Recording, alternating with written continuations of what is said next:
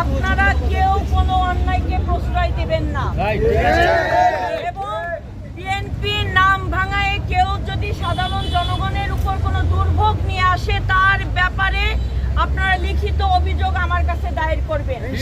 আমি প্রতিদিন সকাল 11টা থেকে বিকাল 5টা পর্যন্ত কেরানীগঞ্জে থাকবো প্রতিদিন।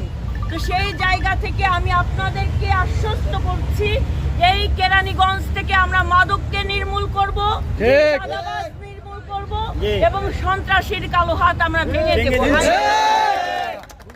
আমি আপনাদেরকে অনুরোধ করব, যদি কেউ প্রভাব বিস্তার করে স্ট্যান্ডে সাধারণ যাত্রীদের দুর্ভোগ এবং ব্যবসায়ীদের দুর্ভোগ নিয়ে আসে তার ব্যাপারে আইনগত সর্বোচ্চ ব্যবস্থার মাধ্যমে আমরা তাদের ব্যাপারে একদম জিরো টলারেন্সে থাকবো। এটা আমাদের মাননীয় প্রধানমন্ত্রী তিনি সারা বাংলাদেশে অঙ্গীকার করেছেন।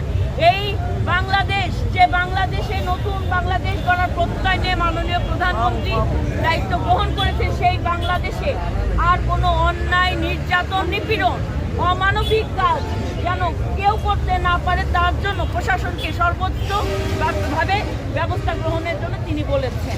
ইতিমধ্যে স্বরাষ্ট্র মন্ত্রণালয় থেকে আপনারা জেনেছেন যে সরাসরি অভিযান চলছে মাদকের বিরুদ্ধে, চাঁদাবাজের বিরুদ্ধে, সন্ত্রাসীদের বিরুদ্ধে, জানেন তো আপনারা সবাই।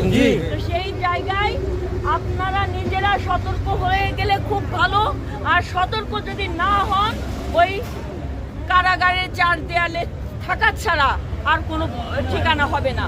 এটাই হলো এই কেরানীগঞ্জ নয়, সেটা সারা বাংলাদেশের চিত্র।